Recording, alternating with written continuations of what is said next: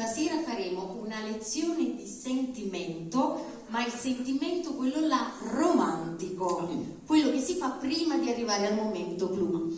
Di solito ci sono più cose da prendere in considerazione, ma stasera ci dedicheremo soprattutto sul movimento.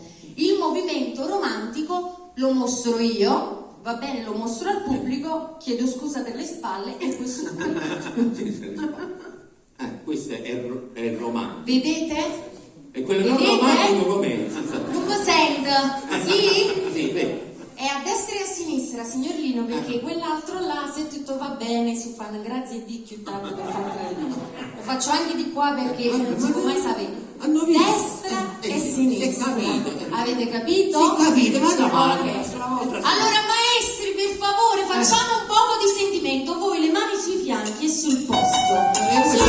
Cuculiata, cuculiata.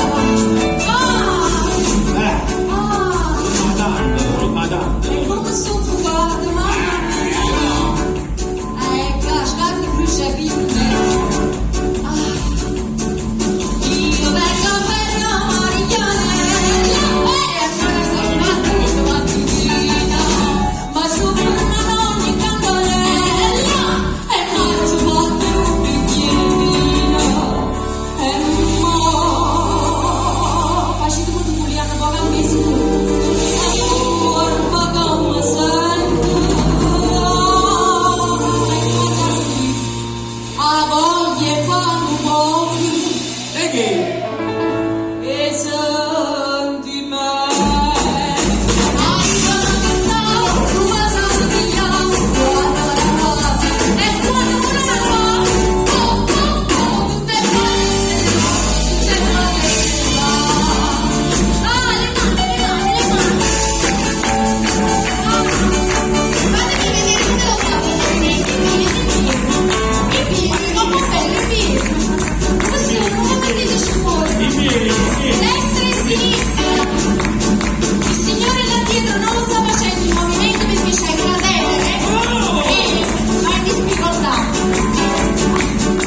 È una donna mamma Marianella. Ho visto stare, sto buttando un po'. Sopra una tua muscarella. Ma voglio sassiare un po'. Alla luce stellina, acchiappato ma sotto. Non può che dire. Ma tormenta. A sotto, basta non faccio di carente. Portate qui. Ma senza far rumore. E che? E se